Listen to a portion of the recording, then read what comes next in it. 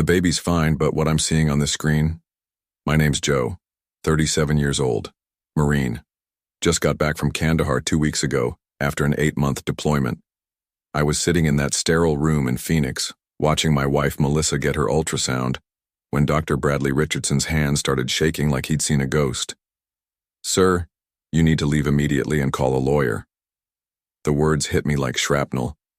Melissa was lying there on that examination table, ultrasound gel still wet on her belly, looking between the doctor and me with confusion painted across her face.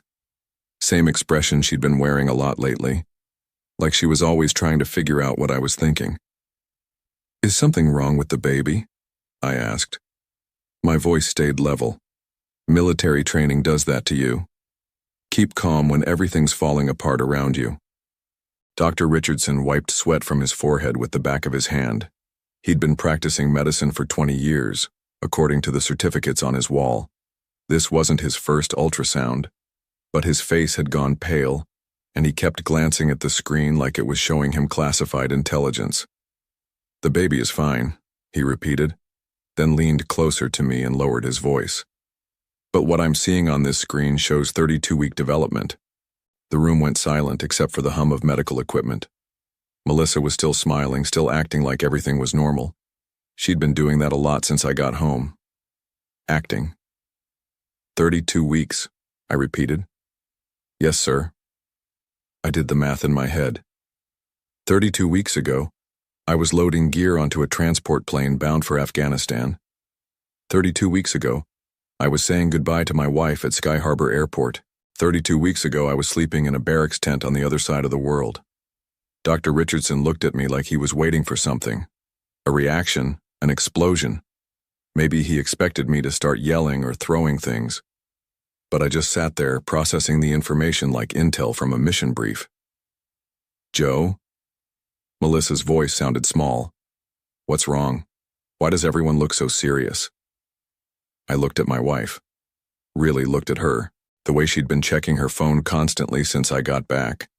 The way she'd been talking about the pregnancy like it was some kind of surprise gift. The way she'd insisted on scheduling this appointment for when I could come with her. She'd wanted me here for this moment. The realization settled in my chest like a cold weight. I met Melissa 6 years ago at a barbecue in Tempe. She was working as a dental hygienist, had this laugh that could fill up a room. I was stationed at Luke Air Force Base then, before my transfer to Camp Pendleton. She said she'd always wanted to marry a military man. Said she respected the sacrifice, the service. We got married 3 years later. Small ceremony at her parents' church. Nothing fancy. I deployed twice during our marriage, both short tours. She handled it well, or so I thought. Sent care packages, wrote letters, kept the house running. The kind of wife other Marines envied. When this deployment to Kandahar came up 8 months ago, she cried at the airport.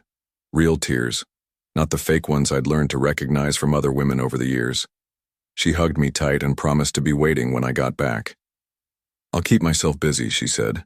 "Maybe take some classes, fix up the garden." I remember thinking how lucky I was. The first month overseas, we talked every few days over video calls. She looked tired, stressed about being alone. Normal stuff. The second month, the calls got shorter. She was taking evening classes at the community college, she said. Pottery, of all things. Said it relaxed her. By month 3, I was mostly getting text messages. Short ones. "Busy day at work. Miss you. Everything's fine here." I figured she was adjusting. Military wives learn to build their own lives.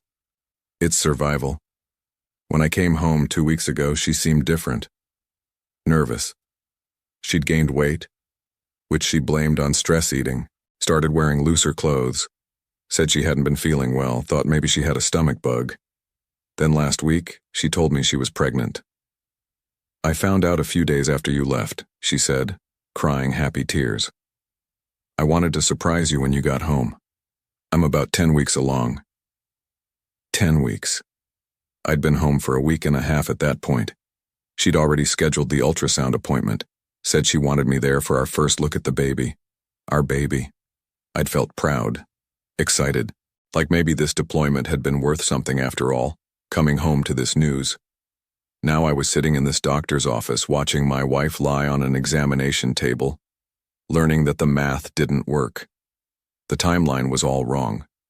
Everything was wrong. Dr. Richardson was still standing there, waiting for me to react. Melissa was still asking what was going on, her voice getting higher with each question. I could feel something breaking apart inside my chest, but my face stayed calm. Training. Always comes back to training. 32 weeks, I said again, more to myself than anyone else. Dr. Richardson nodded.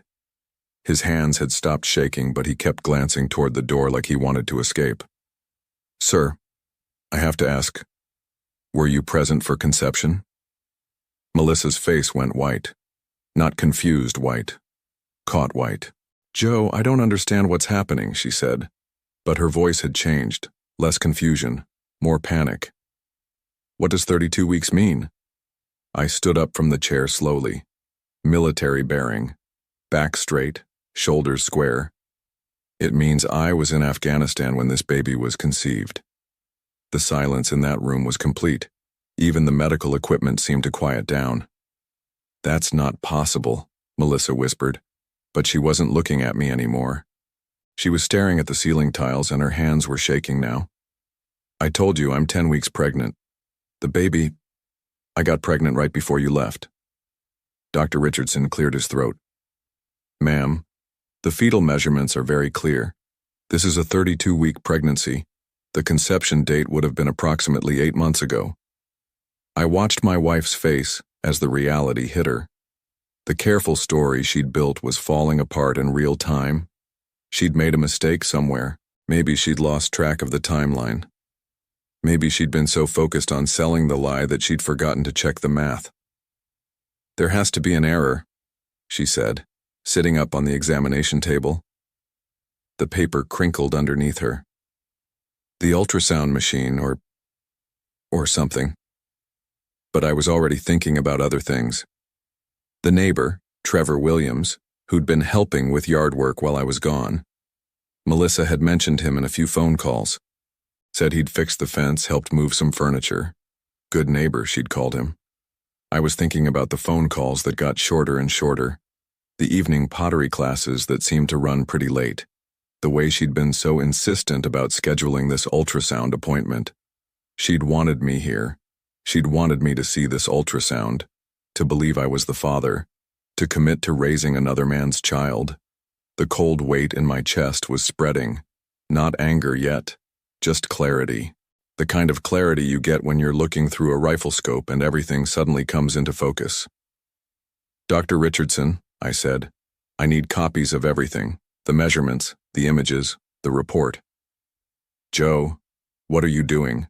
Melissa's voice was rising. You're scaring me. I looked at my wife. 6 years of marriage. 3 years of believing I knew who she was. 8 months of sleeping alone in Afghanistan while she was sleeping with someone else. I'm getting the facts, I said, just like any good mission requires. I could see in her eyes that she knew it was over. The drive home was quiet. Melissa kept talking, filling the silence with explanations that made less sense with every word. Maybe they mixed up my file with someone else's, she said, her hands twisting in her lap. Medical mistakes happen all the time. Remember when they sent you that other guy's blood test results? I kept my eyes on the road. Phoenix traffic was heavy for a Tuesday afternoon. Normal people living normal lives, going about their business while my world was collapsing in the passenger seat. Or maybe the ultrasound machine was calibrated wrong, she continued. Those things are just computers, right? Computers make errors. We pulled into our driveway. The house looked the same as when we'd left an hour ago. Same desert landscaping, same red tile roof, same basketball hoop I'd installed 3 summers back. But everything felt different now. I parked the truck and sat there for a moment, engine ticking as it cooled down. Joe, please say something, Melissa said. You're making me nervous. I looked at her. Really looked at her. The weight gain made sense now. The loose clothes. The way she'd been avoiding certain positions when we'd been intimate since I got home. When are you due? I asked. What? If you're 32 weeks pregnant, when is the baby due? Her mouth opened and closed. She was calculating, trying to figure out what answer would work best. The doctor didn't say exactly.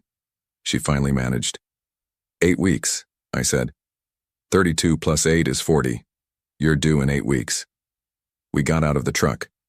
I opened the front door and the house smelled like the vanilla candles Melissa always lit. Smelled like home. But it wasn't home anymore. It was a crime scene. In the kitchen, I poured myself a glass of water and looked out the back window. Trevor Williams was in his yard next door working on his motorcycle. Mid-40s, divorced about 2 years ago, worked construction, had helped Melissa move the patio furniture while I was deployed. "You want me to make some lunch?" Melissa asked. She was trying to act normal, but her voice was pitched too high. "How long have you been sleeping with Trevor?" I asked. The glass she'd been reaching for slipped from her hand and shattered on the kitchen tiles. "What did you just say?" I turned around to face her. "You heard me." "Joe, that's insane. Trevor is our neighbor. He helped me with some things around the house while you were gone, but that's it. I can't believe you'd accuse me of something like that." But she was backing away from me as she spoke. Not the body language of an innocent woman. The body language of someone who'd been caught. "The baby is yours," she said, her voice getting stronger. "I don't know what that doctor thinks he saw, but the baby is yours. We'll get a second opinion. We'll go to a different doctor." I knelt down and started picking up the broken glass. The pieces were sharp, clear, like the truth. "Melissa," I said, not looking up from the floor, "I've been trained to gather intelligence, to read situations, to recognize deception. This isn't Afghanistan," she snapped. "This is our marriage. This is our life." I stood up and dumped the glass pieces in the trash. "You're right. In Afghanistan, when someone lies to you, they're usually trying to kill you. Here, they're just trying to destroy your life." She was crying now. Not the pretty tears from the airport 8 months ago. Ugly tears. Desperate tears. "I love you," she said. "Whatever you think happened, I love you." I walked past her toward our bedroom. "I'm going to pack some things." "Where are you going?" "To get a lawyer." "Joe, please. We can work through this. The baby needs a father." I stopped in the doorway. "The baby has a father. It's just not me." I spent the night at a motel near Luke Air Force Base. Cheap place, but clean. The kind of room I'd stayed in 100 times during training exercises. Familiar territory. At 7 a.m., I called my lawyer, Stephen Parker. We'd used him for the house purchase and our wills. Good man, former Army. He understood military life. "Joe, what can I do for you?" I explained the situation. The ultrasound, the timeline, the mathematics that didn't lie. "Jesus," he said when I finished. "I'm sorry, brother. That's rough. I need to know what my options are. First thing, we get you a DNA test. Establish paternity, or in this case, non-paternity. Second, we start documenting everything. The ultrasound report, any communications you have with your wife about the pregnancy. Third, we prepare for divorce proceedings." "What about the house?" "Arizona is a community property state, but infidelity can affect asset division, especially if she was using marital resources to conduct the affair. We'll need proof." After the call, I drove back to the house. Melissa's car wasn't in the driveway. At work, probably pretending everything was normal. I had my key, of course. It was still my house. Inside, I went to our home office. Melissa kept papers in the desk drawer. Bills, bank statements, that sort of thing. I'd never had reason to look through them before. What I found made everything worse. Credit card statements showing charges at restaurants I'd never been to. Hotel charges in Scottsdale. Shopping receipts for men's clothing, size large. I wore medium. Phone bills with hundreds of calls to Trevor Williams' number starting about a month after I deployed.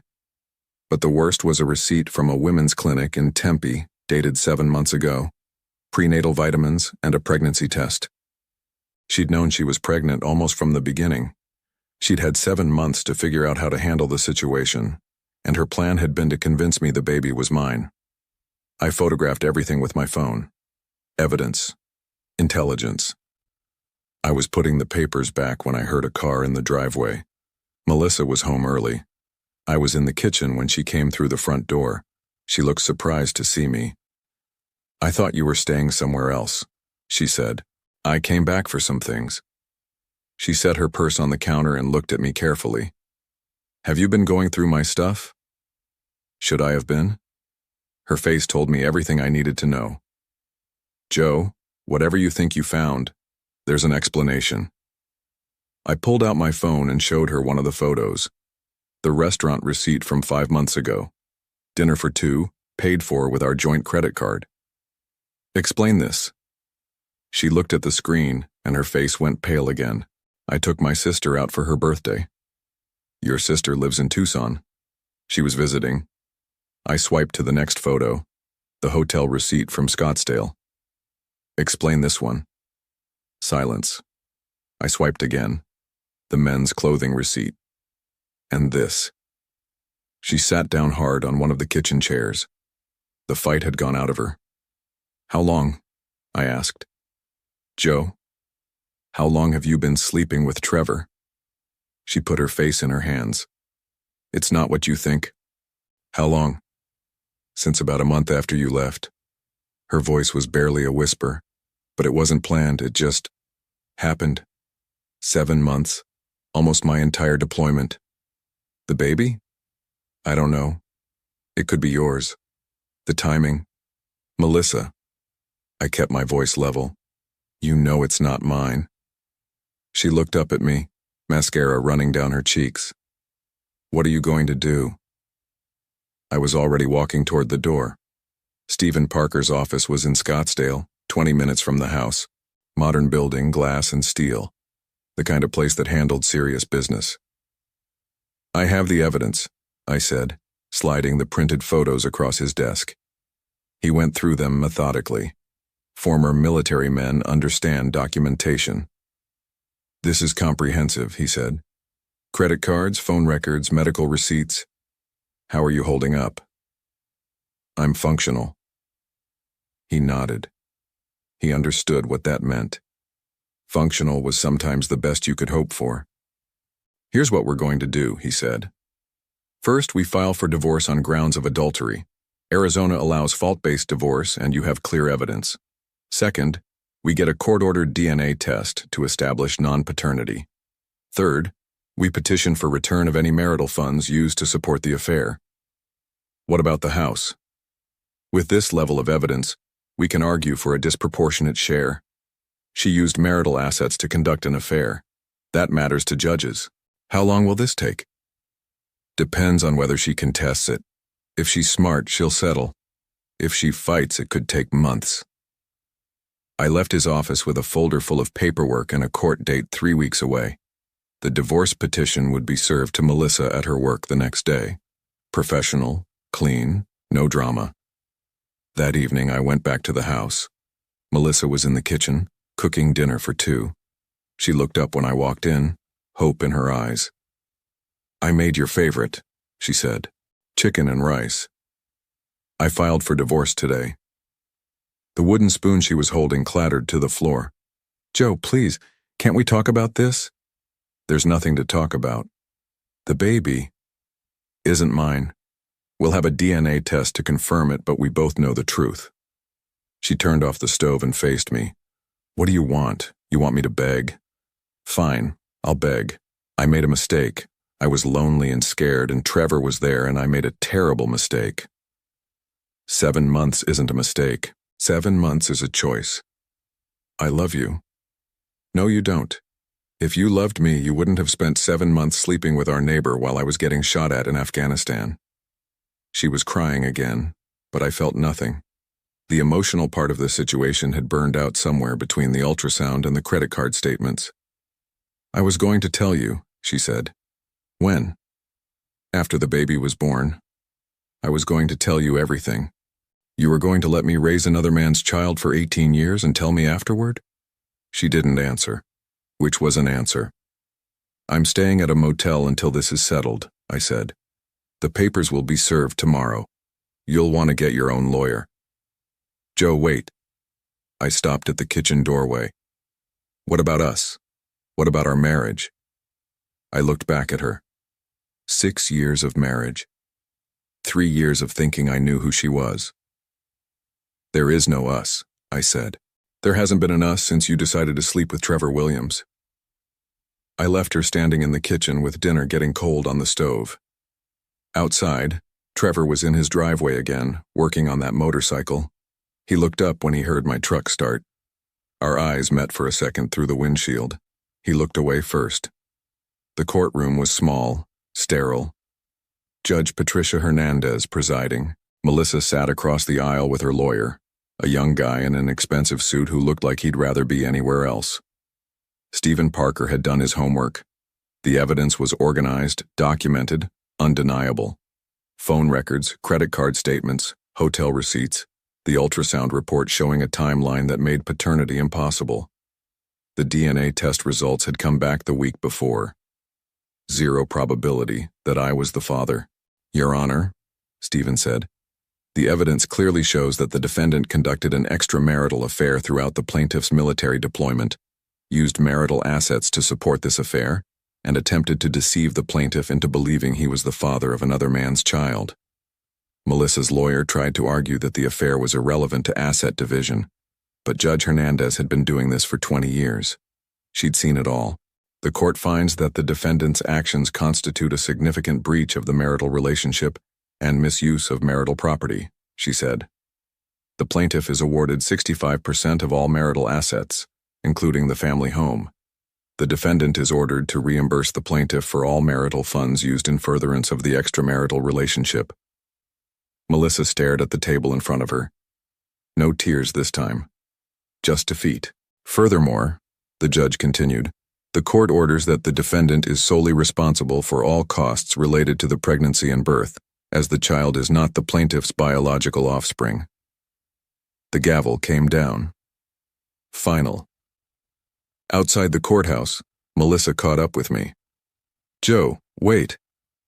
I stopped walking but didn't turn around. I'm sorry, she said. I know that doesn't fix anything, but I'm sorry. I looked back at her. She was showing now, belly round under a loose dress. In 2 months she'd have a baby with no husband and no father willing to claim responsibility. Sorry doesn't bring back 8 months, I said. She nodded and walked away. 3 months later, I signed the final papers at Stephen's office. The house was mine. The bank accounts were divided as ordered. Melissa had moved out of state, back to her parents in Ohio. Trevor Williams had lost his job when word spread around the construction community. Sleeping with a deployed Marine's wife doesn't make you popular in Arizona's defense-heavy economy. His ex-wife had also learned about the affair during the divorce proceedings, which cost him additional money in their settlement modification. I heard through neighbors that he'd moved to Tucson trying to start over. I kept the house for 6 months, then sold it. Too many memories. Too much history in those rooms. I bought a smaller place near the base. Clean lines. No history. I had my truck, my savings account, and a lesson learned about trusting people completely. The deployment to Kandahar had taught me about survival in a hostile environment. Coming home had taught me about survival in a different kind of hostile environment. My commanding officer had offered me another overseas assignment. I turned it down. I wanted to stay stateside for a while, figure out what came next. Some evenings, I'd sit on my back porch and think about the alternative timeline, the one where I'd believed the lie, raised another man's child, never learned the truth. That version of Joe Smith would have been living a completely different life, built on deception. I preferred the truth, even when it was ugly.